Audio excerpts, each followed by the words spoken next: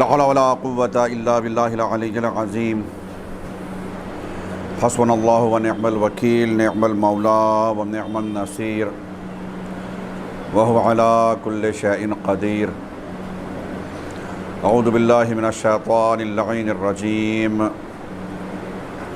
بسم الله الرحمن الرحيم الحمد لله رب العالمين الصلاة والسلام على أشرف الأنبياء والمرسلين وخاتم النبيين سيدنا ونبينا وشفيع ذنوبنا وحبيب قلوبنا وطبيب نفوسنا مولانا أبي القاسم المصطفى محمد وعلى آله الطيبين الطاهرين المعصومين المنتجبين المنتخبين المظلومين أذهب الله عنهم الرجس وطهرهم تطهيرا ولعنة الدائمة الباقية على أعدائهم وغاصب حقوقهم ومنكر فضائلهم ومصائبهم وعصمتهم أجمعين اللهم لعن ولا ظالم ظلم حق محمد وآل محمد وآخر تابع له على ذلك اللهم لعن العصابة التي جاهدت الحسين وشايعت وبايعت وتابعت على قتله اللهم لعنهم جميعا أما بعد فقد قال الله تعالى في القرآن الكريم بسم الله الرحمن الرحيم إن علينا للهدى وإن لنا للآخرة والأولى صلوات پڑھ لیجئے محمد وآل محمد صلی علی محمد وآل محمد۔ شان رب العزت ہے ان علینا للہدی، بے شک ہدایت کی ذمہ داری ہمارے ہی اوپر ہے۔ وَإِنَّ لَنَا لَلْآخِرَةَ وَالْأُولَى، اور دنیا اور آخرت کا انتظام بھی ہمارے ہی ہاتھوں میں ہے۔ اور اسی آیت کے ذیل میں گفتگو ہو بھی رہی ہے۔ پروردگار عالم نے اپنی مخلوقات میں سے کسی بھی مخلوق کو بغیر ہدایت کے نہیں چھوڑا ہے۔ اپنی تمام تر مخلوقات کے لیے اللہ نے ہدایت کا اہتمام و انتظام کیا ہے۔ کسی کے لیے ہدایت بالواسطہ اور کسی کے لیے ہدایت بلا واسطہ۔ بالواسطہ اور بالواسطہ کے اوپر گفتگو کل ہو چکی ہے۔ اللہ کا کام ہدایت کے لیے انتظام کرنا تھا، ہدایت پانا یہ ہمارا کام ہے، ہدایت حاصل کرنا یہ ہمارا کام ہے۔ اللہ کا کام ہے انتظام، کہ وہ انتظام کرے، اور اس نے انتظام کیا۔ ہمارے پیدا ہونے سے پہلے ہی، بلکہ اس دنیا میں کسی بھی انسان کے آنے سے پہلے ہی اللہ نے ہدایت کا انتظام کیا، اور سب سے پہلے ہی شخص کو نبی بنا کر بھیج دیا، اور سلسلہ پھر اس طریقے سے قائم کیا کہ 1,24,000 انبیاء، انہی میں سے پھر 313 کو رسول بھی بنایا، اور پھر ان 313 میں ہی 5 بڑے رسول جو صاحب شریعت پیغمبر کہلائے۔ یہ اللہ نے تمام انتظام کیا۔ نبوت کا سلسلہ ختم ہوا تو پروردگار عالم نے پھر امامت کے سلسلوں کو شروع کیا، جو سلسلہ آج تک جاری ہے، اور آج بھی امام زمانہ عجل اللہ تعالیٰ فرجہ الشریف پردہ غیب میں رہ کر ہماری ہدایت کر رہے ہیں۔ عزیزو، وعدہ بھی کیا تھا، اور اسی اعتبار سے گفتگو کو آگے بڑھانا چاہتا ہوں۔ نبوت کا آغاز جناب آدم سے ہوا، مگر رسالت کا آغاز جناب نوح سے ہوا۔ توجہ کیجئے گا، آدم کو اللہ نے فقط نبی بنایا ہے، لیکن جب رسالت کا آغاز ہوا، جہاں رسولوں کا سلسلہ چلا، تو وہاں پر جناب نوح کو اللہ نے رسول بنایا۔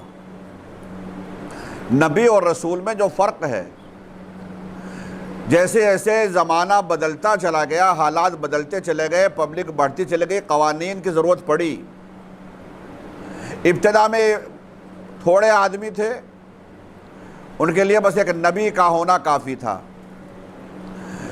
بہت ہی مختصر سے قانون تھے، انہی قانون کو جناب آدم بتا دیا کرتے تھے اپنی اولاد کو، یا جو سلسلہ آگے بڑھتا جا رہا تھا۔ لیکن جب آبادی بڑھی تو اب ضرورت پڑی کہ الہی قوانین بھی مرتب کیے جائیں، اور پھر اللہ نے اپنے پیغامات کو مسلسل بھیجنا شروع کیا، اب تم یہ کرو، اب یہ کرو، اب ایسے کہو، اب ایسے کہو، اور یہ کام ہوتا ہے رسول کا۔ جناب نوح فقط رسول نہیں تھے بلکہ صاحب شریعت رسول تھے، یعنی جناب نوح سے نہ صرف یہ کہ رسالت کا آغاز ہوا، بلکہ جو صاحب شریعت پیغمبر ہے ان میں بھی سب سے پہلے پیغمبر جناب نوح ہی ہیں۔ سب سے پہلے جناب نوح صاحب شریعت، جناب نوح سے لے کر جناب ابراہیم تک درمیان میں جتنے بھی نبی آئے وہ سارے کے سارے جناب نوح کی شریعت کی تبلیغ کرتے رہے، اور جناب نوح کی شریعت کو پہنچاتے رہے جناب ابراہیم جب تک نہیں آ گئے۔ پھر جناب ابراہیم دوسرے صاحب شریعت نبی، اور جناب ابراہیم سے لے کر جناب موسیٰ تک درمیان میں ہزاروں نبی آئے، اور یہ سارے کے سارے نبی جناب ابراہیم کی شریعت کو پہنچاتے رہے۔ نبوت ان کی چل رہی تھی چونکہ نبی تھے وہ، لیکن رسالت جناب ابراہیم کی۔ جناب موسیٰ سے لے کر جناب عیسیٰ تک، جناب عیسیٰ جب تک نہیں آ گئے اس وقت تک شریعت جناب موسیٰ کی چلتی رہی، نبی پیغام پہنچاتے رہے۔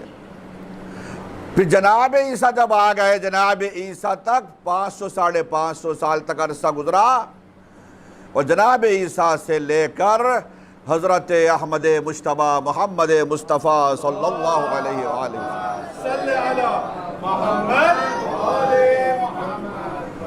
رسول رحمت اللہ العالمین تک جناب عیسیٰ کی شریعت رہی۔ پھر جناب رسول اللہ کے بعد چونکہ وہ خاتم المرسلین خاتم الشریعہ تھے، ان کے اوپر نبوت کا خاتمہ ہو گیا، رسالت کا خاتمہ ہو گیا، شریعت کا خاتمہ ہو گیا۔ مگر انسان تو آنے تھے، دنیا تو تھی موجود، اس لیے اللہ نے اب ہدایت کے انداز کو بدل دیا،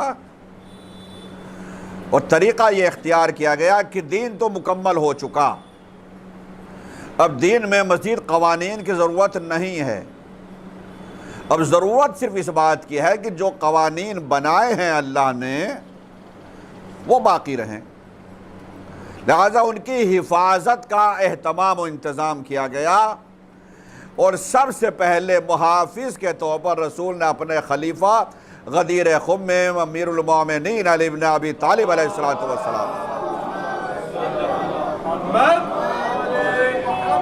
اور رسول اللہ اپنی زندگی میں کہہ کر چلے گئے۔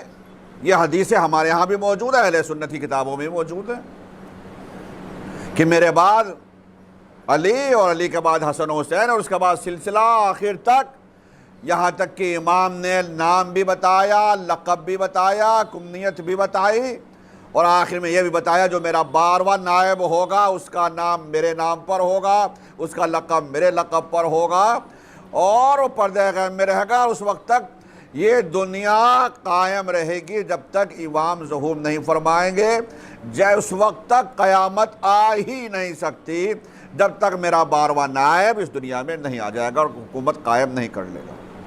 سارے حدیثیں موجود ہیں۔ یہ سلسلہ تو انشاءاللہ بعد میں جاری رہے گا گفتگو کا۔ تو جناب آدم ہے پہلے نبی، وہ جناب نوح ہیں پہلے رسول اور پہلے صاحب شریعت پیغمبر۔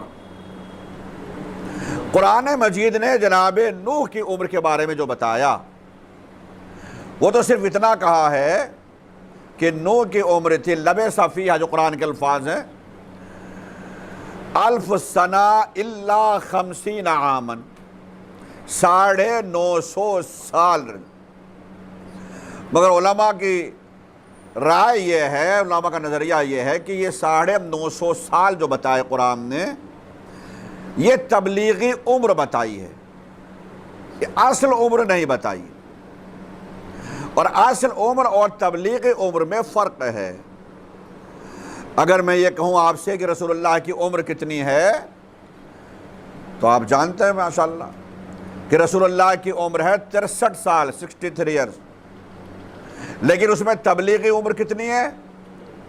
23 سال، 23 ایئرز. تو 40 سال کی عمر تھی رسول کی جس وقت رسول نے کھل کر نبوت و رسالت کا اعلان کیا ہے اور کھل کر تبلیغ کی ہے، جس میں 13 سال مکے کے، 10 سال مدینے کے. 23 سال کی عمر ہے جو تبلیغ عمر ہے، لیکن کل عمر ہے 63 سال. اسی طریقے سے جناب نوح کی عمر جو تبلیغی ہے وہ قرآن نے بتائی ہے، یعنی 950 سال.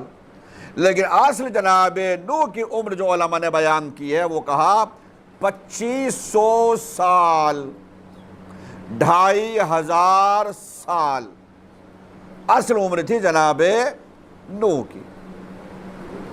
اتنی عمر گزرنے کے بعد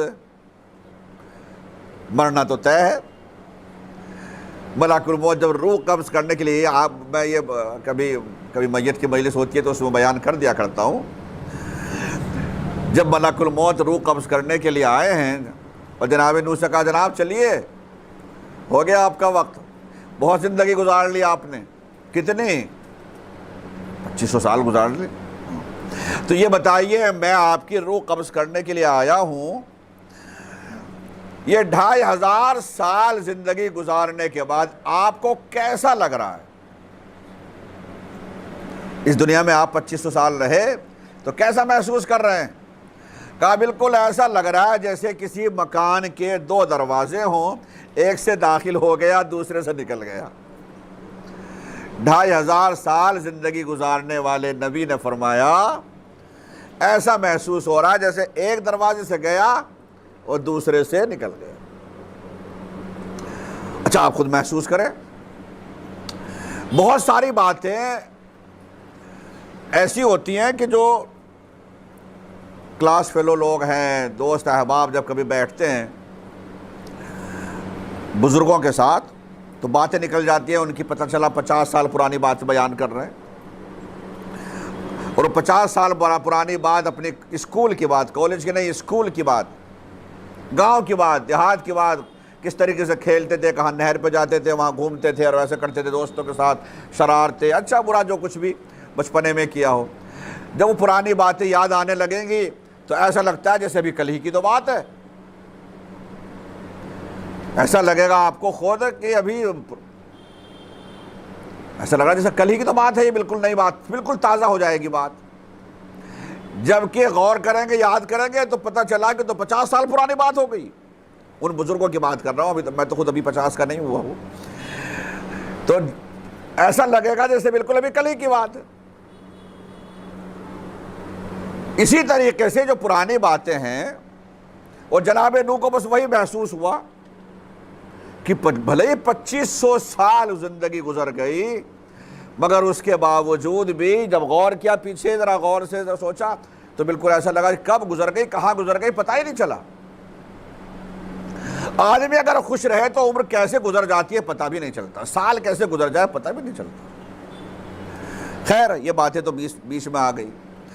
تو جناب نوح نے اصل زندگی گزاری ہے 2500 سال،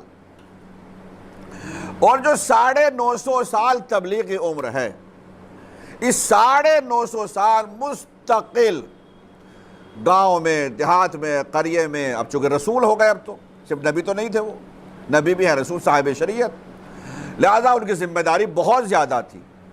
اور ذمہ داری زیادہ ہونے کی وجہ سے وہ مسلسل تبلیغ دین کر رہے تھے. وہ لوگ جو بت پرست تھے، جو مشرک تھے، جو کافر تھے، ان کو سمجھانا. میں آپ کو بتانا چاہ رہا ہوں کہ آپ قرآن مجید میں سورہ ہود، حالانکہ سورہ نوح بھی ہے قرآن مجید میں، البتہ سورہ نوح میں تذکرہ کم ہے. مگر اس سے زیادہ تذکرہ آپ کو مل جائے گا سورہ ہود میں، 11واں سورہ ہے قرآن مجید کا، نوح تو 71واں سورہ ہے۔ لہذا آپ اس کی تفسیر میں دیکھیے گا، قرآن پڑھیں گے، ترجمہ دیکھیں گے تو آپ کو اور زیادہ باتیں پتہ چلیں گی جو مجلس میں بھی نہیں پڑھی جاتی، اور شاید میں بھی وقت کی وجہ سے پوری بات نہیں بیان کر پاؤں گا، موقع ملے گا تو کبھی پڑھیے گا۔ تو جناب نوح چونکہ تبلیغ کر رہے تھے اور نتیجہ کیا نکل رہا تھا، اس تبلیغ کی وجہ سے لوگ اتنے خفا تھے کہ جناب نوح کے اوپر پتھر برسایا کرتے تھے، اور اتنے زیادہ پتھر برسایا کرتے تھے کہ جناب نوح ان پتھروں میں چھپ جایا کرتے تھے، یعنی وہ ڈھیر بن جاتا تھا جناب نوح بیچ میں، اور جیسے پتھر چاروں طرف سے پتھر۔ پھر کیا ہوتا تھا، پروردگار عالم جبرائیل امین کو بھیجتا تھا، فرشتے کو بھیجتا تھا، فرشتہ آتا تھا اور فرشتہ اپنے پروں سے ان پتھروں کو ہٹاتا تھا، پھر جناب نوح کو نکالتا تھا، اور نکالنے کے بعد اپنے پروں کو جناب نوح کے زخموں پر پھیر دیا کرتا تھا، جس کی وجہ سے جناب نوح کے زخم بالکل ٹھیک ہو جاتے تھے، اور اگلے دن سے جناب نوح پھر پہلے کی طریقے سے ہی، اگلے دن سے پھر وہی ڈیوٹی شروع ہو گئی۔ مسلسل دستور تھا، توجہ کیجئے گا، مستقل کا دستور تھا، مستقل کا عمل تھا، مستقل کا کام یہی تھا جناب نوح کا، تبلیغ کے لیے جانا۔ لوگ پتھر برسا رہے ہیں، پتھروں میں وہ چھپ رہے ہیں، اللہ فرشتے کو بھیج رہا ہے، فرشتہ پروں سے ہٹا رہا ہے پتھروں کو، زخموں پر اپنے پر لگا رہا ہے، جناب نوح کے سارے زخم ٹھیک ہو جاتے ہیں، جناب نوح شفایاب ہو جاتے ہیں، اور بالکل ٹھیک ہوگا اگلے دن سے پھر تبلیغ کرنے لگتے ہیں۔ عجیب بات ہے میرے عزیزو، لوگ ہم سے کہتے ہیں کہ آپ امام کو نبی سے بڑھا دیتے ہو، آپ امام کو یا امامت کو نبوت سے بڑھا دیتے ہو، امام کو آپ نبی سے بڑھا دیتے ہو۔ میں نے کہا یہ دونوں چیزیں آپ کے سامنے ہیں، میں صرف اپنی کتاب سے نہیں پڑھ رہا ہوں، قرآن آپ کے سامنے ہے، حدیث آپ کے سامنے ہے، تاریخ آپ کے سامنے ہے، شاید آپ کے ذہن پہنچ گئے ہو، نہیں پہنچے ہو تو میں اب پہنچا رہا ہوں۔ یہ ہے جناب نوح کے اوپر فرشتے کا کرم، فرشتہ آتا ہے، زخموں کو ٹھیک کر دیتا ہے۔ مگر ہمیں یاد آ رہی وہ 3 شعبان کی تاریخ، جب امام حسین علیہ السلام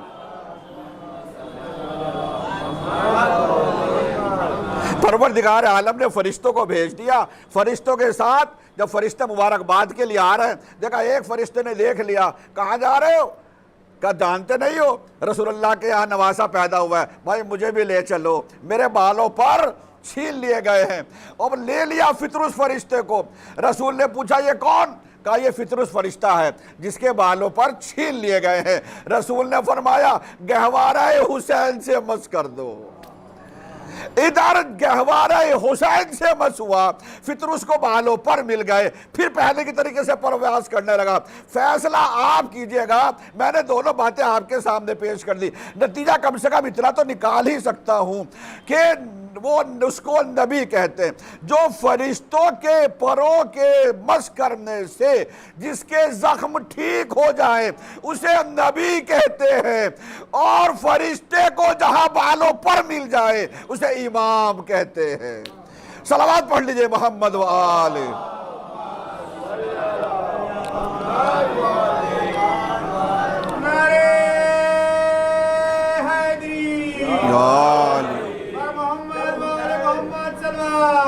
اللہم صلی علی محمد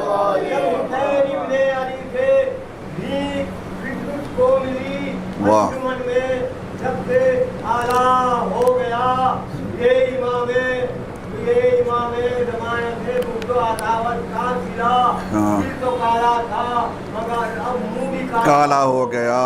واہ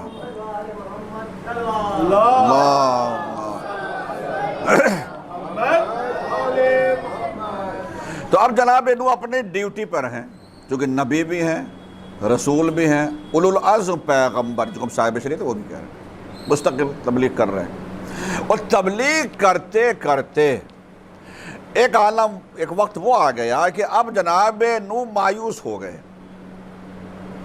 مایوس کیوں ہو رہے ہیں؟ کہ تبلیغ کا کوئی ثمرہ نظر نہیں آ رہا، اثر نظر نہیں آ رہا ہے، کیا کریں؟ جناب نوح نے دعا کی پروردگار سے، یا اللہ یہ سدھرنے والے نہیں ہیں، میں نے اپنی جانب سے پوری کوشش کر لی جتنی بھی میں کر سکتا تھا، مگر ان کے اوپر کوئی اثر نہیں ہو رہا ہے، ان کے اوپر عذاب بھیج دیں، یہ نہیں سدھریں گے۔ جناب نوح نے پوری کوشش جب کر لی، اللہ بھی یہ چاہ رہا تھا کہ اور اتمام حجت کے لیے اور کرو، جو کوشش جیسے بھی ہو سکتا ہے کرو، مگر کوئی اثر نہیں۔ جناب نوح نے آخر میں جب دعا کی، بلکہ کہوں بد دعا کی، تو اللہ نے کہا اچھا ٹھیک ہے، تو پھر ایک کام کرو، کشتی بناؤ، وَاصْنَعِ الْفُلْكَ بِأَعْيُنِنَا، اے نوح کشتی بناؤ مگر ہماری نظروں کے سامنے بنے، میدان میں بناؤ، ٹھیک ہے۔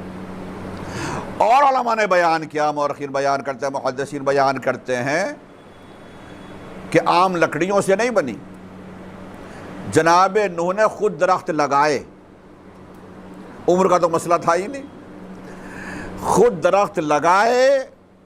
دیکھیں اللہ کتنی مہلت دے رہا ہے تاکہ جناب نوح کو بھی صبر تاکہ رہے، خود درخت لگائے، زمین میں بوئے، گٹھلیاں بوئی مثلا کھجور کی، اور وہ جب بڑے ہو گئے درخت پھر وہ کٹے، پھر وہ انہوں نے کشتیاں بنانی شروع کی، اور اسی درمیان میں جناب نوح تبلیغ اپنا کر ہی رہے ہیں۔ مگر جیسے میں نے کہا سورہ ہود میں آپ پڑھیں گے، جس وقت جناب نوح کشتی بنا رہے تھے وہ درخت بڑے ہو گئے، جب وہ بڑے ہو گئے پھر وہ کٹے، اور کاٹنے کے بعد جناب نوح نے کشتی بنانا شروع کی۔ تو وہ کشتی بنا رہے تھے میدان میں، چونکہ کشتی نجات بننی تھی نا، کشتی نجات میدان ہی میں بنا کرتی ہے، کشتی نجات آئے گی انشاءاللہ بتاؤں گا، کشتی نجات میدان میں بنا کرتی ہے، کہیں کوٹھے وغیرہ پہ نہیں بنا کرتی ہے۔ تو جناب نوح نے جب کشتی بنا رہے تھے اس زمانے میں جو کوئی بھی گزر رہا تھا وہ جناب نوح کا مذاق اڑا رہا تھا، ہر شخص مذاق کیوں اڑا رہا تھا؟ کہنے لگا پانی کا تو نام و نشان ہے نہیں، اور جناب بنانے چلے ہیں کشتی۔ کہتے ہیں کہ اب قرآن مجید کی جو آیت ہے کہ وَيَصْنَعِ الْفُلْكَ، جناب نوح تو کشتی بنا رہے تھے، اور کُلَّمَا مَرَّ، جو بھی گزر رہا تھا، دیکھ رہا تھا، جو بھی، وہی ان کا مذاق بنا رہا تھا، مسخرہ کر رہا تھا۔ دیکھا یہ اپنے کو نبی کہہ رہے ہیں، رسول کہہ رہے ہیں، ان کو یہ نہیں دکھ رہا ہے کہ دور دور تک پانی کا نام و نشان نہیں، اور یہ کشتی بنا رہے ہیں۔ کشتی کتنی بڑی بنی بچوں کے لیے بتا رہا ہوں، کیسی کشتی بنائی تھی جناب نوح نے، لمبائی چوڑائی کیا تھی؟ چونکہ یہ باتیں جو قرآن میں ہے وہ تو 100% صحیح ہیں، لیکن جو حدیث میں یا تاریخ میں بات آتی ہے وہ 100% صحیح نہیں ہوتی، خاص طور تاریخی بات، اسی لیے اس میں اختلاف بھی ہوتا ہے۔ میں نے دو جگہ پڑھا، دو چیزیں الگ الگ چیزیں، ایک جگہ بتایا کہ 1200 ہاتھ، اب ہاتھ بتایا، اب ہاتھ اگر ہم اتنا کہیں یا یہ پورا ہاتھ کہیں، 1200 ہاتھ لمبی اور 800 ہاتھ چوڑی، 80 ہاتھ اونچی، اور حیات القلوب میں ملا ہمیں 1000 ہاتھ لمبی اور 400 ہاتھ چوڑی۔ اب جو بھی ہے، شپ تھا کم سے کم، شپ بڑا والا جو شپ ہوتا ہے اس اعتبار سے وہ کشتی نہیں تھی، پورا بڑا، اور یہ اس لیے بھی کہ اس میں دعوت تو سب کے لیے تھی، سب کو سوار ہونا ہے، اور جتنے بھی سوار ہو جائیں، اور پھر قرآن مجید میں تو خدایا اللہ نے کہا کہ سب کو لے لو، ہر ایک جوڑے کو لے لو جتنی بھی مخلوق تھی۔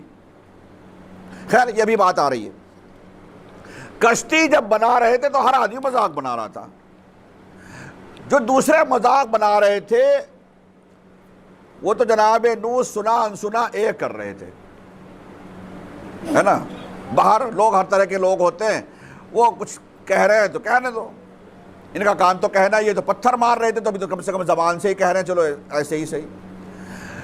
لیکن مشکل جب ہوئی جب جناب نوح کی بیوی کہہ رہی تھی، وہ نہیں جھیلا گیا جناب نوح سے۔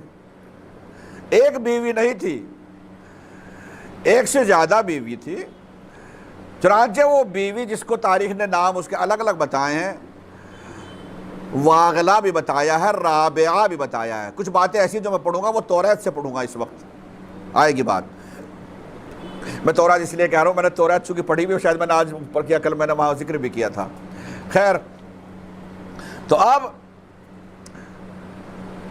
بیوی جو مستقل، جو اس کی سہیلی آتی تھی، اس کے دوست آتی تھی، تو وہ گفتگو کر رہی ہے اور وہ کہہ رہی ہے، اور وہ سب کے سامنے جبکہ جناب نوح سن رہے ہیں، کہنے لگے دیکھو ہمارے شوہر کے جو ان کے دماغ کام نہیں کر رہا، ان کو سمجھ میں نہیں آ رہا کچھ بھی، لگے پڑے کشتی بنانے میں، کشتی بنانے میں لگے پڑے، کہیں دور دور تک پانی کا نام و نشان نہیں ہے، سمجھاتے سمجھاتے میں تھک گئی، مگر ان پر کوئی اثر نہیں ہو رہا ہے۔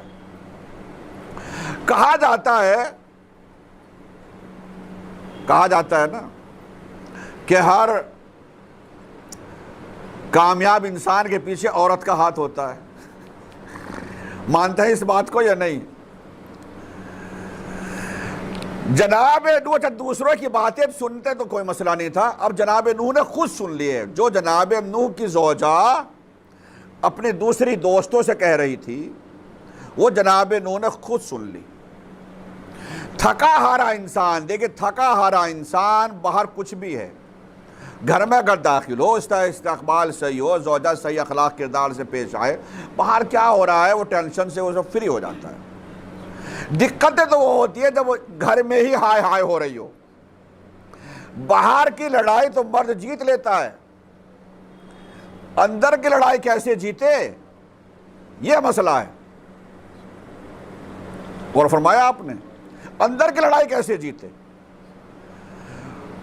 اگر آپ یہ سمجھ رہے ہیں، اور ہے حقیقت کہ رسول اللہ صلی اللہ علیہ وآلہ وسلم اپنی زندگی میں کامیاب رہے، امیر المومنین علی بن ابی طالب علیہ السلام اپنی زندگی میں کامیاب رہے، تو ان دونوں کی کامیابی کے پیچھے راز ہے وہی زوجہ کا۔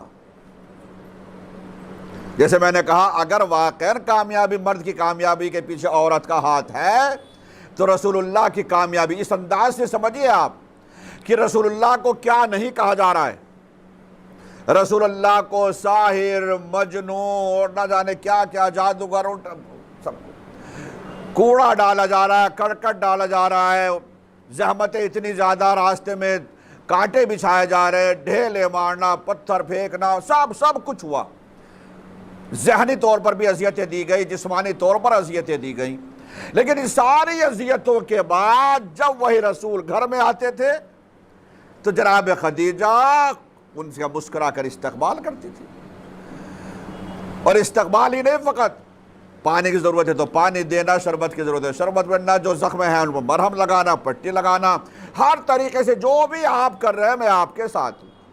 بیوی کا اس حد تک رول تھا کہ جو آپ کر رہے ہیں میں جانتی ہوں آپ صحیح ہیں، میں آپ کے ساتھ ہوں۔ اس لیے رسول اللہ وہ باہر کی جو تکلیفیں ہوتی تھی اس کو بھول جاتے تھے جب جناب خدیجہ اس طریقے سے استقبال کرتی تھی۔ اسی وجہ سے جناب خدیجہ کی شہادت کے بعد بیویاں تو بہت آئی، بہت زیادہ بھی نہ سمجھ لیجئے گا، مگر جتنی بھی آئی اس میں سے ابتدا میں ایسی کئی خاتون تھی، رسول کی کئی زوجہ تھی جو رسول اللہ، چونکہ رسول اللہ گھر میں داخل ہوتے تھے فوراً خدیجہ یاد آتی تھی تو خدیجہ کو یاد کرتے تھے، گھر سے نکلنے لگتے تھے تو خدیجہ یاد آتی تھی، پھر خدیجہ کو یاد کر لیا کرتے تھے، تو یہ چڑ ہونے لگتی تھی کئی عورتوں کو۔ میں نام نہیں لینا چاہتا اور شاید نام لینا بھی پڑ جائے مجھے مجبوراً، چونکہ حدیث میں موجود ہے، چونکہ روایت میں نقل کرنا چاہ رہا ہوں۔ تو اس وقت کہا یا رسول اللہ آپ، حالانکہ وہ لفظ میں نقل نہیں کر سکتا جو شہزادی کے بارے میں اس خاتون نے کہا کہ آپ اس کو ابھی تک یاد کر رہے ہیں، جبکہ اللہ نے آپ کو اس کا بدل اتنا اچھا دے دیا، جو عمر میں بھی کم ہے، خوبصورتی میں بھی زیادہ ہے، اور فلا فلا فلا اپنی خصوصیات بیان کی۔ تب رسول نے فرمایا، اب نام لینا پڑ رہا ہے مجھے، کہ اے عائشہ تم کیا جانو خدیجہ کیا تھی۔ جس وقت لوگ اپنے مال کو مجھ سے چھپا رہے تھے، اس وقت خدیجہ اپنے مال کو میرے اوپر لٹا رہی تھی۔ جس وقت لوگ مجھے جھٹلا رہے تھے، یہ حدیث سنا رہا ہوں آپ کو جو کہ صحیح بخاری میں ہے، جس وقت لوگ مجھے جھٹلا رہے تھے اس وقت خدیجہ میری تصدیق کر رہی تھی۔ جس وقت لوگ مجھے ابتر کا تانا دے رہے تھے اس وقت خدیجہ نے مجھے فاطمہ جیسی بیٹی عطا کر دی۔ صلوات پڑھیے محمد والے۔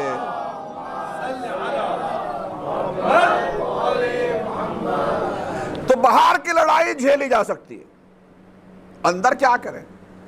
اور رسول اللہ جو کامیاب ہوئے اس مختصر عمر میں، اتنا بڑی کامیابی کہ جہاں ابتدا میں ایک شخص مسلمان نہیں ہے اور رسول کہہ رہے ہیں لا الہ الا اللہ کہو تم کامیاب ہو جاؤ گے، اور اس مختصر سے 23 سال کی عمر میں آخری حج میں 1.25 لاکھ حاجی مسلمان موجود ہیں، بھلے اس میں منافق بھی تھے لیکن اس میں 1.25 لاکھ حاجی موجود تھے۔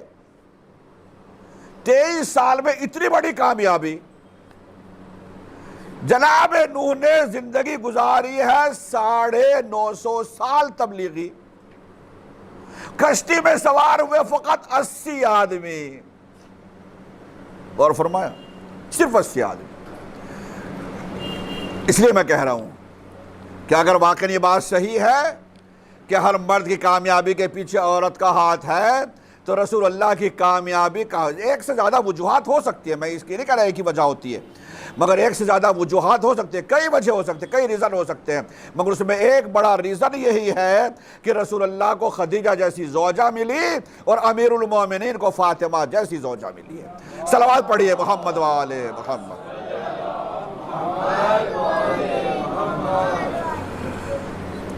اب جب یہ باتیں برداشت سے باہر ہو گئی جناب نوح کے لیے کہ میرے ہی سامنے اپنی دوستوں سے میری برائی کر رہی ہے اس حد تک، اور جس وقت یہ گفتگو چل رہی تھی اتفاق سے بالکل آخری وقت جب یہ گفتگو کر رہی تھی کہ بالکل دماغ ان کا کام نہیں کر رہا، یہ تو ایسے ہو گئے اور ویسے ہو گئے، اس وقت خود کام کیا کر رہی تھی؟ روٹی پکا رہی تھی۔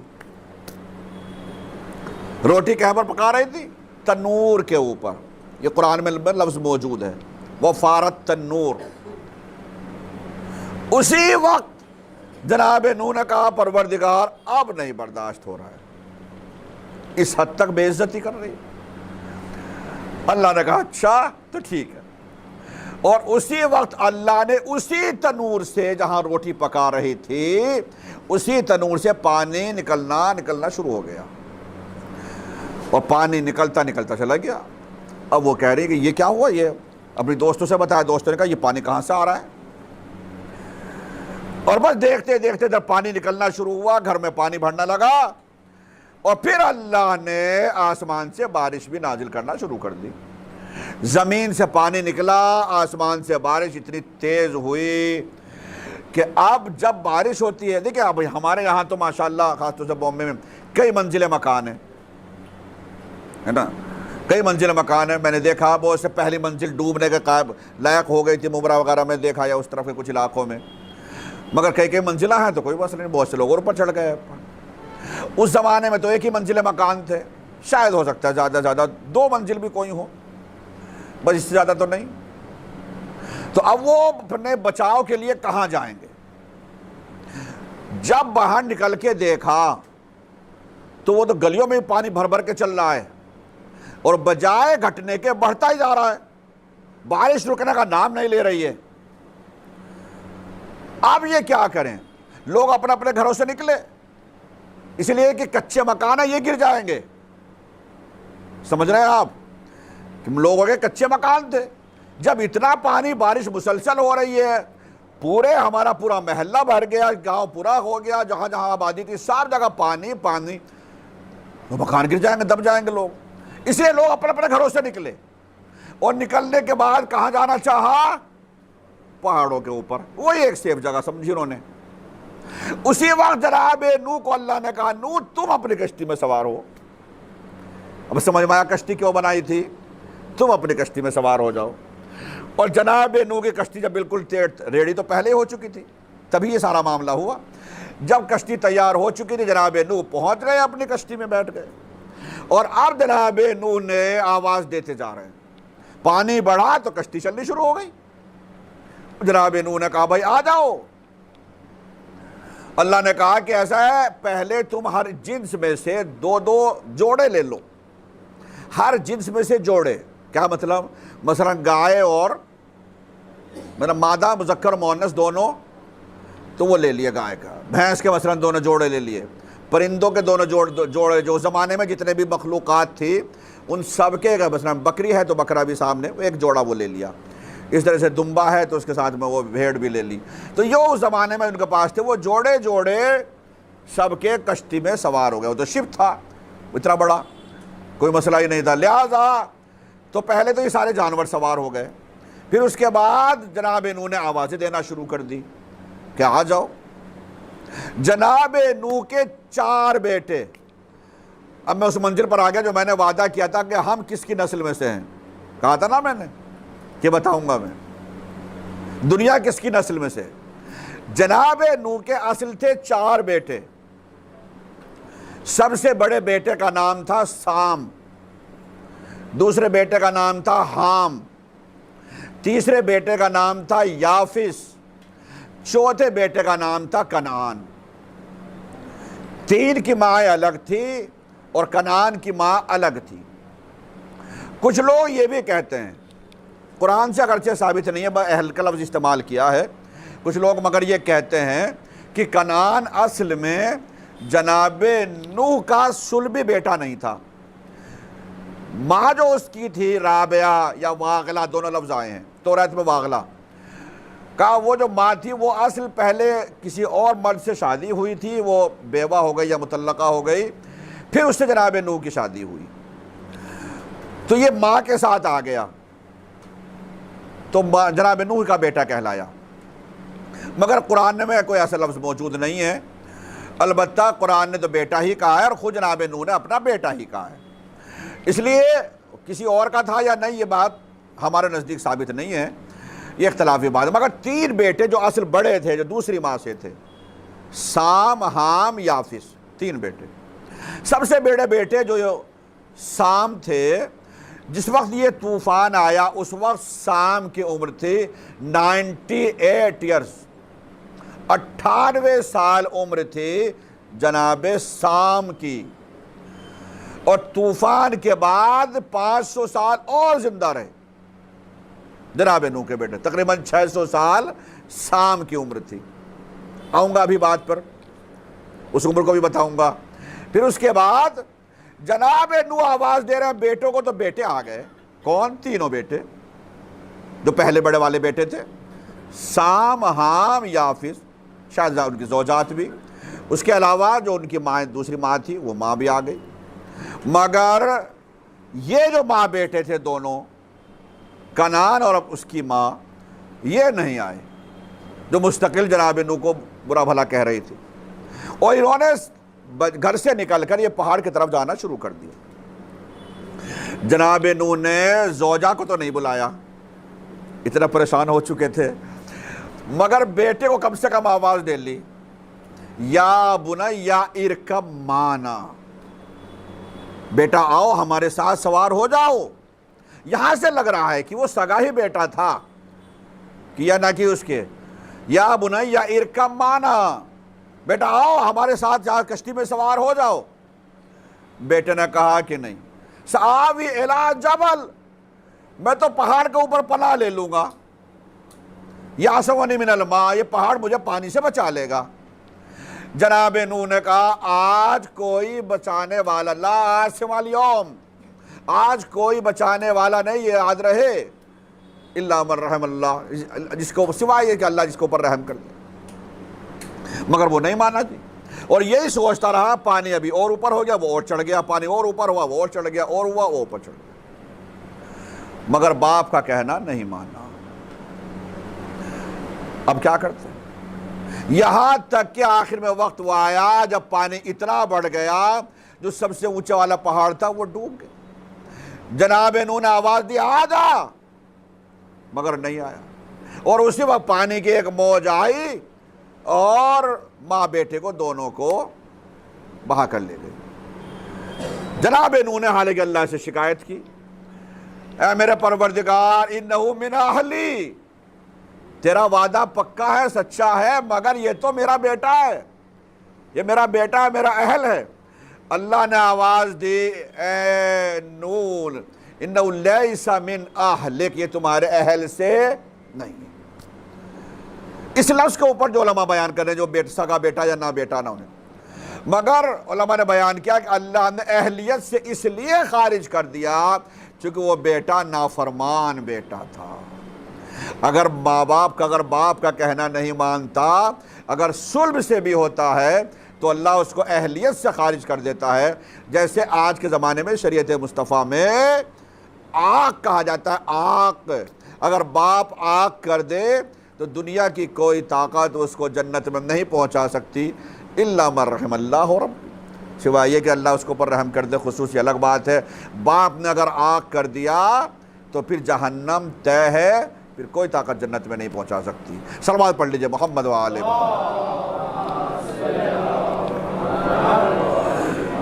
اور جب کوئی طاقت کا مطلب یہ نہیں آپ کہیں گے جو اہل بیت ہیں، جی اہل بیت وہ تو شیعہ تھا، وہ مومن تھا، نہیں، وہ اس کی شیعت اور اس کا ایمان فقط زبان پر ہے۔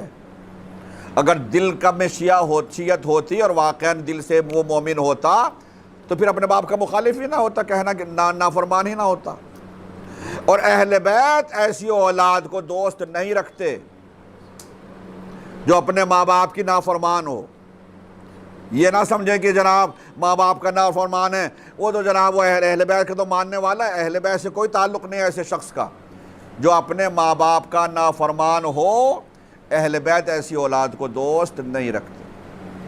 سیدھا یہ حدیث ہے یہ، مگر چونکہ وقت گزرتا جا رہا ہے اس لیے میں اس کو بس روک رہا ہوں یہیں پہ۔ کنعان ڈوب گیا، اس کی ماں ڈوب گئی، کشتی کے اوپر صرف 80 افراد سوار ہیں، کچھ جانور سوار ہیں، کشتی جا رہی ہے، یہ پورے علاقے میں گھوم رہی ہے کشتی۔ پھر اللہ کہہ رہا ہم نے پانی بارش سے کہا کہ آسمان سے کہا کہ بس رک جا، زمین سے کہا پانی کو نگل لے، پانی اس نے نگل بھی لیا۔ اس وقت کا سب سے بڑا پہاڑ، جیسے میں نے کہا کچھ باتیں وہ ہیں جو نہیں پڑھی جاتی، جودی نام کا پہاڑ جو قرآن میں بھی لفظ آیا ہے، یہ جناب نوح کی کشتی جودی پہاڑ کے اوپر ٹھہری۔ یہ جودی پہاڑ کہاں ہے؟ کل بھی میں نے سوال کیا تھا، کہا تھا میں انعام دوں گا اور جواب رہ گیا، اب یاد آ رہی مجھے بات۔ ہے کوئی جواب دینے والا جودی پہاڑ کہاں ہے؟ جو بتائے گا اسے انعام۔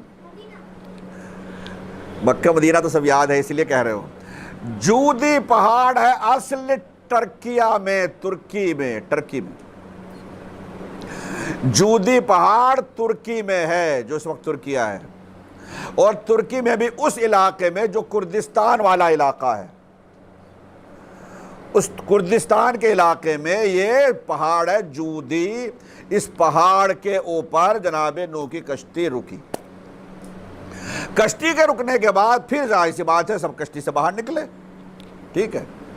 پھر نئی آبادی ہوئی، جناب نوح کا لقب پڑا کیا؟ آدم ثانی۔ پہلے جناب آدم، اول آدم، دوسرے آدم ہوئے جناب نوح، تو اس لیے کہا گیا آدم ثانی۔ اب ہے فقط ان کے 3 بیٹے، اور دنیا میں جو پوری آبادی ہے وہ انہی 3 بیٹوں کی ہے، سام، حام، یافس۔ جس کو کنعان کہا گیا اسی کا نام توریت میں آیا ہے یام، ہماری اسلامی کتب میں اس کا نام کنعان آیا ہے۔ اب ہم کس کی اولاد میں سے ہیں؟ ان 3 بیٹوں میں سے جتنی بھی دنیا ہے، اکثر نظریات یہی ہے کہ پوری دنیا آج جو بھی ہے وہ جناب نوح ہی کی اولاد ہے، اور جناب نوح کے انہی 3 بیٹوں کی اولاد ہے۔ اب سن لیجئے، پہلے مگر صلوات پڑھ لیجئے محمد و آل محمد۔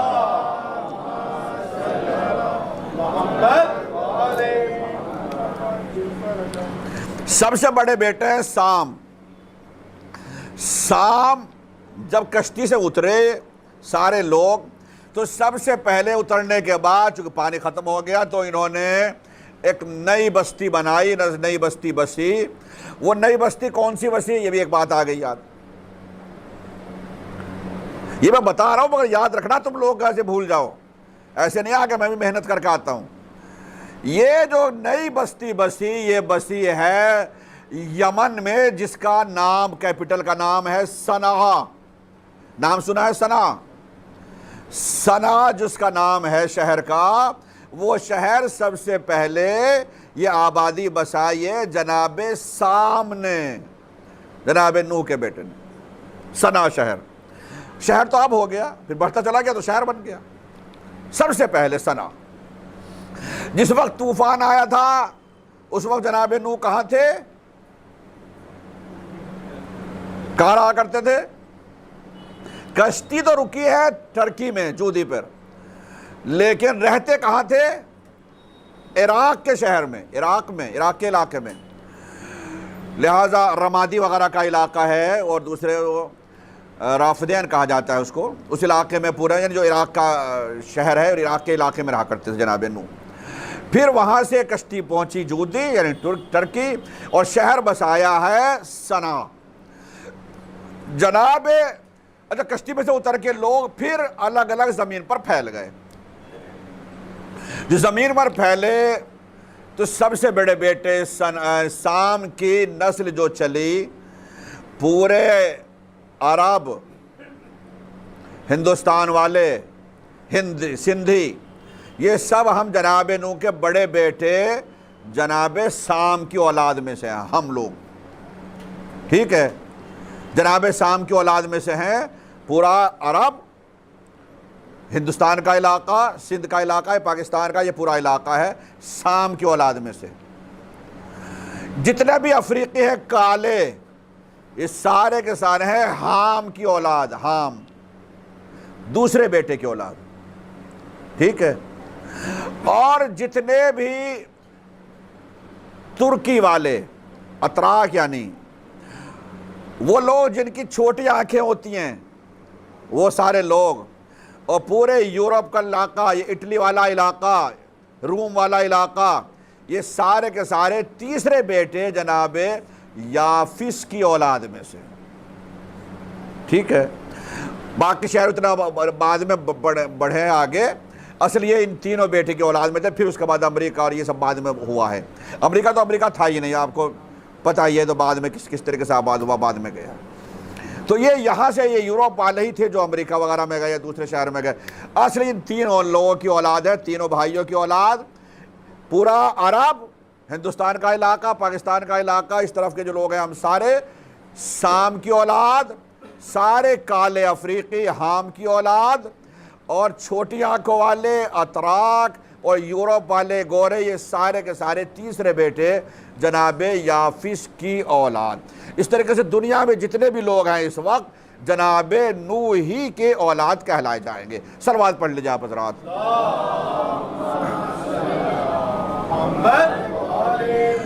وقت بہت زیادہ ہوتا چلا جا رہا ہے، لہذا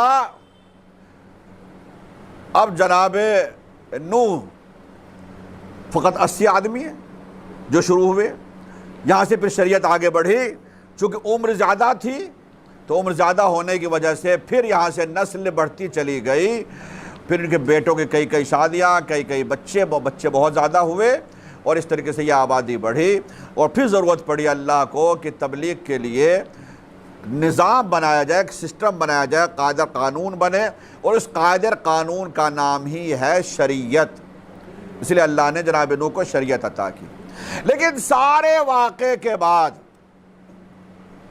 اس سارے واقعے کے بعد، جس وقت، سن لیجئے بس آخری بات ہے اور ختم کر رہا ہوں معصوم بھائی، جس وقت جناب نوح کشتی بنا رہے تھے، ایک مومنہ تھی جو مستقل آتی تھی جناب نوح کے پاس۔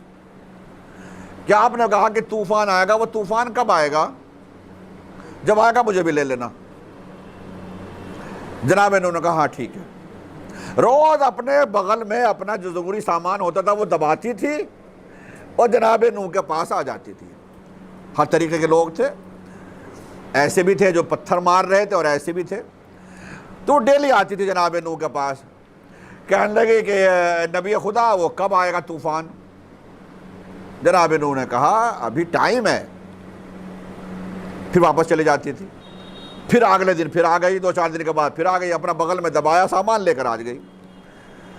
ایک دن جناب نوح نے کہا اپنے گھر رہو آرام سے، تم پریشان نہ ہو، جب طوفان آئے گا تو میں تمہیں گھر سے بلا لوں گا۔ کہ ٹھیک ہے، مطمئن ہو گئی، یقین ہو گئی، اللہ کا نبی کہہ رہا ہے گھر سے بلا لوں گا تو گھر سے بلا لیں گے، اور وہ اپنے گھر چلی گئی۔ جب آیا طوفان، جناب نوح بیٹے کے چکر میں اور وہ بیوی اور یہ بارش اور پانی، اس کو سوار اس کے سوار، جانوروں کو سوار، حیوانوں کو سوار، اس سوار کے چکر میں یہ بھول گئے کہ میں نے وعدہ کیا تھا ایک خاتون سے کہ تجھے میں گھر سے بلا لوں۔ بلانا بھول گئے، تو مومنہ تھی۔ اب کیا کریں؟ کشتی کوہ طور جودی پر رک گئی، سیلاب ختم ہو گیا، طوفان ختم ہو گیا، بارش بند ہو گئی۔ اب جناب نوح نے رات کا وقت تھا، تو اب جو وہاں سے دیکھا تو انہیں دور سے ایک روشنی نظر آئی کہ روشنی کہاں جل رہی ہے؟ غور سے سنیے گا، روشنی نظر آئی، ان کو چراغ جلتا ہوا نظر آیا، تو سارے آدمی وہ تو کشتی میں ہیں، یہ روشنی کہاں چراغ جل رہا ہے، یہ کون ہے؟ تو جناب نوح اترے، اور اب اتر کے جو چراغ کی طرف بڑھے تو دیکھا وہ اسی عورت کی جھوپڑی تھی جو آتی تھی مومنہ، اس نے اس میں چراغ جلا رکھا۔ جناب نوح نے جو دیکھا تو وہ نظر آیا، وہ آئی اندر سے نکل کر، تو کہنے نبی خدا طوفان آ گیا، آ گیا طوفان، جو جناب نوح نے کہا تھا میں گھر سے لے لوں گا، کہتے طوفان آ گیا۔ جناب نوح نے کہا آ کے چلا بھی گیا، کہ آ کے چلا بھی گیا، کہ ہاں، کہ وہ کب آیا اور کب چلا گیا، میں تو یہی ہوں گھر پہ اپنے۔ اب جناب نوح بھی پریشان ہو گئے، ہاتھوں کو بلند کیا، یا اللہ یہ کیا ہے؟ کب سے میں نے کشتی بنائی، تو نے کہا تھا اپنے لوگوں کو سوار کر لینا، یہ کیا ہے؟ آواز قدرت آئی، نوح جو ہمارے اوپر ایمان رکھتے ہیں مومنوں کو تم بھول سکتے ہو مگر ہم نہیں بھول سکتے ہیں۔ صلوات پڑھ لیجئے محمد والے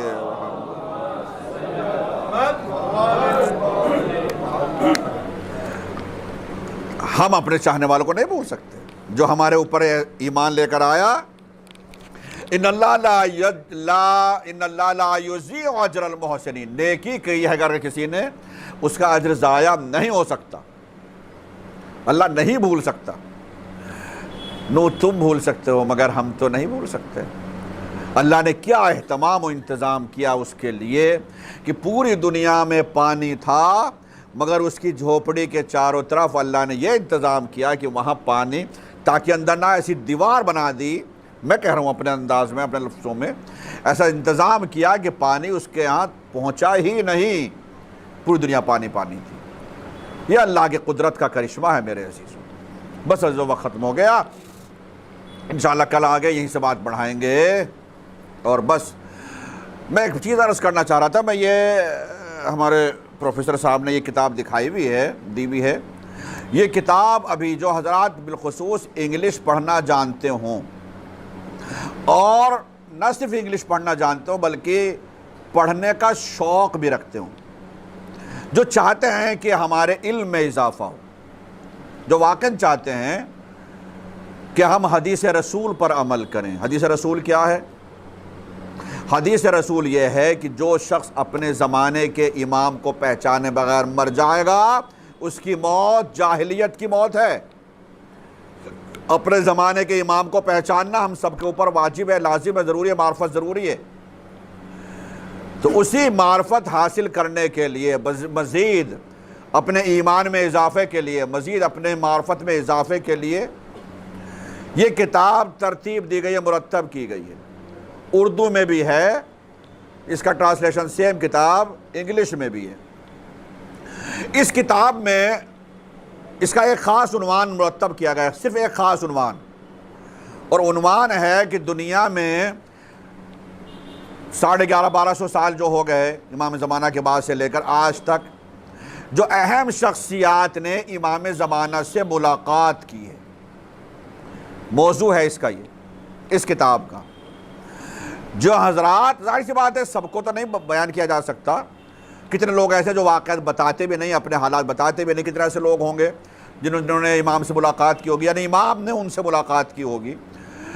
ایسے لوگ کتنے ایسے ہو سکتے ہیں کہ یہیں پر ایسے افراد ہوں جنہوں نے امام سے ملاقات کی ہوگی، مگر وہ نہیں جانتے کہ یہ امام تھے، چونکہ امام زمانہ مثلا وہ جماعت میں شرکت کرتے ہیں، امام زمانہ جمعہ کی نماز میں شرکت کرتے ہیں، امام زمانہ ہر سال حج پہ جاتے ہیں۔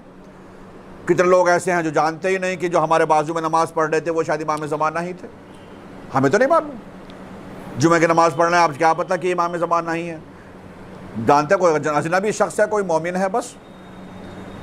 میں پہلے بھی عرض کیا تھا میں نے ایک مجلس میں کہ عرفات کا میدان اکیلا وہ میدان ہے، چونکہ امام زمانہ ہر سال حج پر جاتے ہیں، عرفات کا میدان وہ اکیلا میدان ہے جہاں پر 50 لاکھ بھی اگر حاجی ہیں تو سارے کے سارے وہیں پر ہوں گے اس دن۔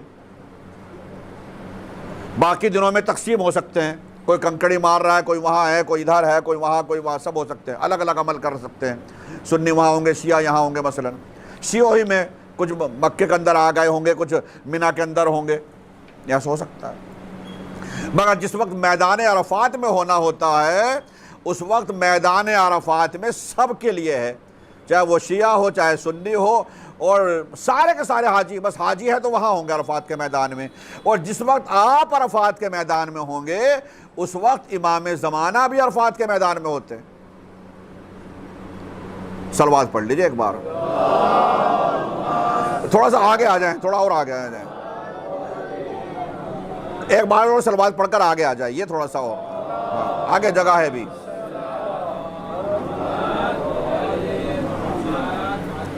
لہذا کتنے ایسے لوگ ہوں گے، حاجی حضرات ایسے ہو سکتے ہیں جو حج پر ہیں، واقعاً حج پہ ہیں، اور وہ امام سے ملاقات کی ہو، امام کو دیکھا ہو، زیارت کی ہو، لیکن یہ تو نہیں معلوم کہ یہ امام زمانہ ہی ہے۔ اسی لیے روایت میں ملتا ہے کہ جب امام ظہور فرمائیں گے تو بہت بڑی تعداد ایسے لوگوں کی ہوگی جو یہ کہیں گے کہ ان کو تو ہم نے دیکھا، اور وہ کہاں دیکھا؟ ایسے ہی دیکھا ہوگا۔ بس شرط یہ ہے کہ ہم اپنی نظروں کو اتنی پاک کر لیں، اپنے آنکھوں کو اتنا پاک کر لیں کہ جو امام کے دیدار کے لائق ہو جائے، امام کی زیارت کے لائق ہو جائیں۔ تو اگر نظریں اتنی پاک و پاکیزہ ہیں تو یقیناً کہیں نہ کہیں امام کی زیارت ہو سکے گی۔ جب امام ظہور فرمائیں گے لوگ کہیں گے کہ ہم نے تو دیکھا ہوا، جمعہ کی نماز میں ملاقات ہوئی تھی، حج پہ ملاقات ہوئی تھی، کربلا گئے تھے وہاں ملاقات ہوئی تھی، ہم مشی کر رہے تھے وہاں ملاقات ہوئی تھی، مثلاً الگ الگ مقامات پر۔ چونکہ آپ اکیلے تو نہیں ہیں دنیا میں، اگر یہ کہا جائے کہ سب سے بڑا شیعہ کون ہے تو سب سے بڑے شیعہ تو امام زمانہ خود ہیں۔ سب سے بڑے عزادار کون ہے تو امام زمانہ خود ہے۔ تو سب سے بڑے مومن وہ ہیں، سب سے بڑے عزادار وہ ہیں۔ تو جیسے آپ عمل کر رہے ہیں، آپ مشی کر رہے ہیں، آپ زیارت کے لیے جا رہے ہیں، آپ ایسے امام خود کرتے ہیں۔ تو ہو سکتا ہے کہ یہیں پر کچھ حضرات ایسے موجود ہوں، اور میں دعا کرتا ہوں خدا کرے ایسا ہی ہو، جو امام علیہ السلام کی زیارت سے مشرف ہو چکا ہو، یا زیارت سے مشرف ہو۔ جب آپ اس کتاب کو پڑھیں گے آپ کی معرفت میں اضافہ ہوگا، ٹھیک ہے؟ جوانوں سے خاص طور سے میں کہہ رہا ہوں، اس کتاب کا مطالعہ کیجئے، اس کتاب کو پڑھیے گا وقت نکال کر، اور اس کتاب کو پڑھ کے دیکھیے گا، آپ کو علم میں اضافہ تو ہونا ہی ہے، آپ کے ایمان میں اضافہ ہوگا، آپ کی معرفت میں اضافہ ہوگا، اور انشاءاللہ پھر اپنے آپ کو اس انداز سے بنانے کی اور ڈھالنے کی کوشش کیجئے گا کہ ایک دن آپ کا نام بھی اس کتاب کی طریقے سے آپ کا بھی نام آئے، جیسے اس میں علماء کا نام دیے گئے ہیں، کچھ حضرات کے نام دیے گئے ہیں، انہوں نے امام علیہ السلام سے زیارت کی، امام سے زیارت سے مشرف ہوئے۔ اسی طریقے سے ایک دن بعد کی نسل والے کتاب مرتب کریں تو پھر آپ کا بھی نام چھپے کہ آپ نے بھی امام زمانہ سے ملاقات کی اور آپ نے بھی امام کی زیارت سے آپ نے شرف حاصل کیا ہے۔ صلوات پڑھ لیجیے آپ حضرات۔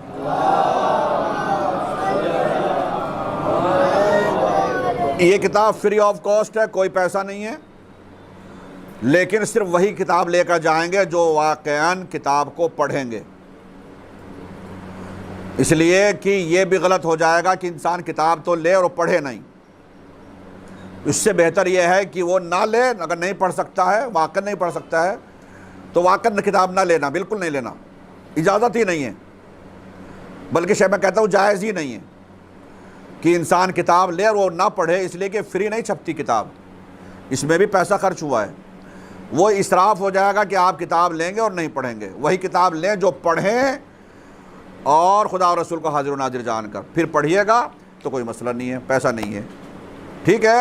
انشاءاللہ جو حضرات جوانوں خاص طور سے دیکھنا، کتاب لینا بیٹا اور کتاب لے کر پڑھنا بھی، ٹھیک ہے انشاءاللہ۔ ایک بار اور صلوات پڑھ لیجئے۔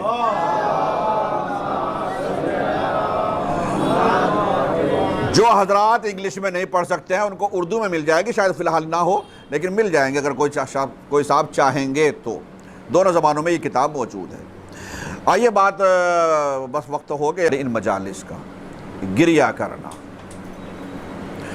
ان مجالس کا اصل مقصد ہے ہمارا شہدائے کربلا پر رونا، اور یہ ساری باتیں فقط اس ضمن میں بیان کی جاتی ہیں، ہمیں اپنے آپ کو تاکہ رونے کے لیے تیار کریں ان مجالس کے ذریعے سے، تاکہ ہمارے علم میں اضافہ ہو، معرفت میں اضافہ ہو، ایمان میں اضافہ ہو، اس لیے باقی فضائل اور یہ باتیں پڑھی جاتی ہیں، ورنہ حقیقت میں بالخصوص یہ 10 دن کے لیے ہمارے لیے فقط رونا، صرف مصائب، اور اب تو تاریخیں ویسے بھی بہت کم رہ گئی ہیں۔ میں نے کہا اللہ کس طریقے سے ہدایت کرتا ہے، اب ذرا سوچیں، کل میں نے آیتیں آپ کے سامنے پڑھی تھی، اللہ ظالموں کی ہدایت نہیں کرتا، اللہ فاسقین کی ہدایت نہیں کرتا، اللہ کافروں کی ہدایت نہیں کرتا، اور اللہ جب ہدایت کرتا ہے تو کس انداز سے کرتا ہے۔ عاشور کی رات حر بیٹھے ہوئے نماز پڑھنے کے لیے وضو کر رہے ہیں، اور وضو کا پانی جیسے زمین پر گرتا ہے، نماز تہجد پڑھنے کے لیے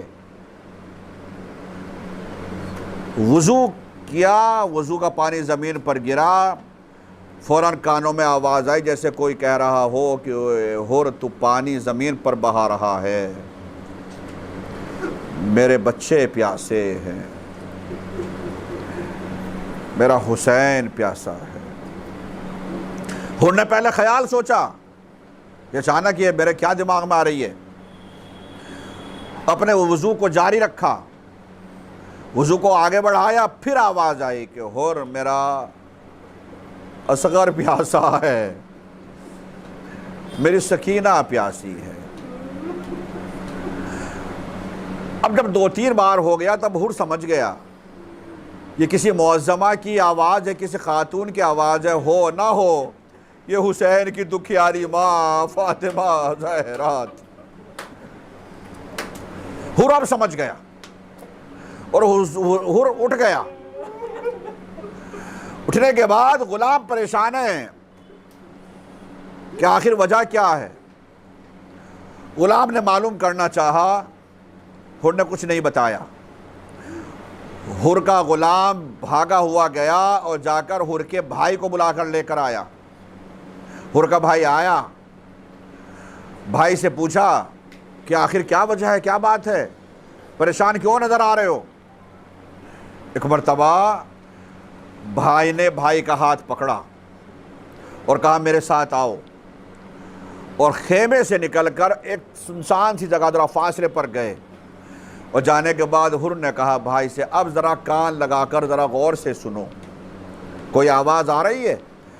اب جو بھائی نے سنا تو کہتا ہے ہاں حسینی خیموں سے آواز آ رہی ہے، بچے شاید پیاسے الاتش کی صدائے بلند کر رہے ہیں۔ ایک مرتبہ حر نے کہا بس یہی آواز ہے جو مجھے پریشان کیے ہوئے، میں اپنے آپ کو اس وقت جنت و جہنم کے درمیان پا رہا ہوں، میری وجہ سے یہ حسینی بچے پیاسے ہیں، ہم حسین کو یہاں تک گھیر کر لے کر آئے ہیں، اس لیے میں نے فیصلہ کر لیا۔ کہ کیا فیصلہ کر لیا؟ کہا میں نے یہ فیصلہ کر لیا کہ میں جا رہا ہوں اور جا کر حسین سے معافی مانگوں گا اور حسین ہی کے رقام میں جا کر شہید ہو جاؤں گا۔ میں اپنے آپ کو جہنم کے کنارے پر محسوس کر رہا ہوں، جنت و جہنم کے درمیان محسوس کر رہا ہوں۔ ایک مرتبہ حور کے بھائی نے کہا کہ جو تمہارا فیصلہ ہے وہی میرا بھی فیصلہ ہے، اب تم اکیلے نہیں جاؤ گے تو ساتھ میں بھی جاؤں گا۔ اور نتیجہ یہی ہوا، جب صبح ہوئی تو حور کا بھائی خبر کیا اپنے بیٹے کو بھی، حور کا بیٹا بھی، اور حد یہ ہے کہ حور کا غلام بھی، 4 آدمیوں کا یہ چھوٹا سا قافلہ۔ مگر چلنے سے پہلے پسر سعد کے پاس گئے اور پسر سعد سے پوچھا کہ کیا طے ہوا ہے آج؟ کہ جنگ ہونا ہے، کوئی حل نہیں ہے، کہ نہ کوئی صورتحال نہیں ہے سوائے یہ کہ ہم جنگ کریں گے، اور ایسی جنگ کریں گے دیکھنا ہوا میں کس طریقے سے سر اڑتے ہوئے نظر آئیں گے، اور نہ صرف یہ کہ قتل کریں گے بلکہ لاشوں کو بھی پامال کریں گے۔ ایک مرتبہ حر نے کہا تو میں نے اپنا فیصلہ کر لیا ہے۔ کہا کیا فیصلہ ہے؟ کہ ابھی تمہیں پتہ چل جائے گا میرا فیصلہ کیا ہے۔ اپنا چھوٹا سا قافلہ لیا اور ایک مرتبہ حسینی خیموں کی طرف حر بڑھ جاتے ہیں۔ میرے عزیزو، ادھر حسین ہے، اب اندازہ لگائیے کہاں جہنم اور کہاں کس طریقے سے ایک دم تبدیلی اس طریقے سے آئی، اور کتنا بڑا انعام بھی ملا۔ ایک مرتبہ امام علیہ السلام نے دیکھا، آواز دی حبیب ابن مظاہر کو، آواز دی جناب علی اکبر کو، آواز دی جناب عباس کو، آؤ اور دیکھو حر آ رہا ہے، استقبال کے لیے آگے بڑھو۔ جناب حبیب ابن مظاہر سے امام نے فرمایا، حبیب تم میرے بچپن کے دوست ہو، تم میرے بچپن کے دوست ہو، اس لیے حر کا استقبال تم کرو گے۔ جناب عباس سے کہا، عباس دیکھو حر اکیلا نہیں ہے، ساتھ میں بھائی بھی ہے، حر کے بھائی کا استقبال تم کرو گے۔ اس کے بعد حر کا بیٹا بھی موجود تھا، جناب علی اکبر سے کہا کہ میرے لال علی اکبر حر کے بیٹے کا استقبال تم کرو گے۔ اب سرزمین کربلا پر 2 افراد تھے، ایک طرف حر کا غلام، دوسرا طرف شہنشاہ کائنات حسین۔ حر کے غلام کا استقبال حسین کرے گا۔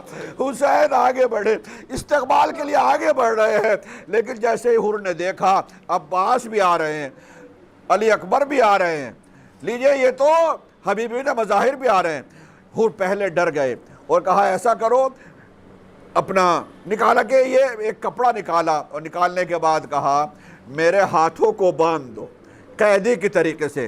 بعض علماء بتاتے ہیں آنکھوں پر پٹی تک بندھوا دی۔ کہا جیسے ہی حسین قریب آئے مجھے بتا دینا۔ ہاتھ باندھ دیے گئے، حر کے بیٹے نے یا بھائی نے حر کے ہاتھوں کو باندھ دیا، قیدی کی طریقے سے ہاتھوں کو جوڑے ہوئے۔ میرے عزیزو، ایک مرتبہ جس طرح سے حسین آگے بڑھے، قافلہ ادھر سے بڑھ رہا ہے، ادھر یہ قافلہ دوسرا آ رہا ہے۔ ایک مرتبہ بیٹے نے خبر دی بابا حسین قریب آ گئے، تیزی سے بڑھے۔ ایک مرتبہ حر نے اپنے آپ کو امام کے قدموں پر گرا دیا، امام نے جلدی سے اٹھایا، سینے سے لگا لیا۔ حر تمہارا مقام یہ نہیں ہے، تمہارا مقام یہ ہے، اپنے سینے سے لگا لیا۔ میرے عزیزو، سینے سے لگانے کے بعد ہاں عزیزو خبر یہ خیمے میں پہنچ گئی، حر آیا ہے، حر کا بیٹا بھی ساتھ میں ہے، حر کا بھائی بھی ساتھ میں۔ فضہ کو شہزادی نے بھیجا، سلام کہلوایا، اور سلام کے ساتھ ساتھ کہا کہ اے حر کو میرا سلام کہنا فضہ، اور کہنا ایسے وقت میں تو ہمارا مہمان ہوا ہے کہ ہمارے پاس تمہاری میزبانی کے لیے پانی تک نہیں ہے، ہمارے پاس تمہاری ضیافت کے لیے پانی بھی نہیں ہے۔ امام علیہ السلام نے حر کو ایک خیمہ دکھایا۔ امام علیہ السلام کے خیموں میں ایک خیمہ ایسا تھا جس میں فقط مشکیزیں رکھے جاتے تھے، فقط مشکیزیں۔ امام علیہ السلام نے حر سے کہا، حر آؤ تمہیں ایک منظر دکھانا چاہتا ہوں۔ حر کو لیا، اس خیمے تک پہنچے جس میں مشکیزیں رکھے تھے۔ اب جب امام علیہ السلام نے دیکھا، حر نے دیکھا تو کیا دیکھا؟ مشکیزیں تو ہیں مگر پانی نہیں ہے۔ اس لیے چھوٹے چھوٹے بچے تھے جو مشکیزوں کو اپنے سینے سے لگائے ہوئے تھے، خالی مشکیزوں کے اوپر لیٹے ہوئے تھے، کچھ تھوڑی سی ٹھنڈک مل جائے۔ اور یہ منظر دیکھ کر تڑپ گئے، مولا مجھ سے نہیں دیکھا جائے گا، مولا مجھے جلدی سے اجازت دیجیے، جلدی سے اجازت۔ حر کا بیٹا بھی جنگ کرتا ہے، حر بھی جنگ کرتا ہے، بھائی بھی جنگ کرتا ہے، غلام بھی جنگ کرتا ہے۔ حر جس وقت جاتے ہیں میرے عزیزوں، چونکہ بھوکے نہیں تھے، پیاسے نہیں تھے، جنگ کی، بڑے عالیشان انداز سے جنگ کی۔ پھر وہ وقت آیا جب حر نے امام کو سلام کیا، امام تیزی کے ساتھ کئی دشمنوں کو حر نے واصل جہنم کیا۔ اس کے بعد امام علیہ السلام تیزی کے ساتھ جب حر کی آواز پر پہنچے ہیں، حر کی پیشانی میں ایک تیر لگا ہوا تھا، تیر لگا ہوا تھا۔ امام علیہ السلام نے حر کی پیشانی سے اس تیر کو نکالا، جیسے تیر کو نکالا پیشانی سے خون کا فوارہ جاری ہوا۔ امام علیہ السلام نے ایک مرتبہ جب خون نہ رک سکا، امام نے ایک مرتبہ اپنا رومال نکالا، شہزادی کے ہاتھوں سے بنا ہوا رومال امام نے حر کی پیشانی پر باندھ دیا۔ حر زرے نصیب تیرا تیری قسمت کہ تو نے اگر عسکری چھوڑ دی، تجھے مولا نے یہ تجھے تاج عطا کر دیا۔ حر کے پیشانی پر امام علیہ السلام نے اپنے ہاتھوں سے رومال باندھ دیا۔ حر کے جسم سے تو روح نکل گئی میرے عزیزوں، مگر ایک جملہ کہنا چاہتا ہوں۔ ایک زمانہ ایسا آیا تھا کہ شاہ اسماعیل صفوی خاندان میں سے گزرا، دیکھیے گا اس کا وقت نہیں بیان کرنے کا۔ شاہ اسماعیل صفوی جس وقت عراق پر انہوں نے قبضہ کیا، حکومت کی، تو شاہ اسماعیل صفوی جو بادشاہ تھا، اس کو پتہ چلا تھا کہ حسین نے اپنی ماں کے ہاتھوں سے بنا ہوا رومال حر کے پیشانی پر باندھا تھا۔ ایک مرتبہ اس نے کربلا جا کر جناب حر کی قبر کو کھدوایا، اور قبر کو کھدوانے کے بعد کہ واقعاً کیا رومال بندھا ہوا ہے، اگر رومال بندھا ہوگا تو کتنی بڑی خوش قسمتی ہوگی میرے لیے کہ اس رومال کو میں لے لوں، یہ سوچ کر اس نے قبر کھدوائی۔ قبر کھدی تو جناب حر کا لاشا بالکل تازہ موجود تھا، واقعاً پیشانی پر رومال بندھا ہوا تھا۔ ایک مرتبہ شاہ اسماعیل صفوی آگے بڑھا، حر کی پیشانی سے رومال کھولا، جیسے ہی رومال کھولا پھر سے خون کا فوارہ جاری ہو گیا۔ پھر پوری کوشش کر لی مگر خون نہ رک سکا، آخر میں بادشاہ نے واپس اس رومال کو باندھ دیا جو قیامت تک بندھا رہے گا۔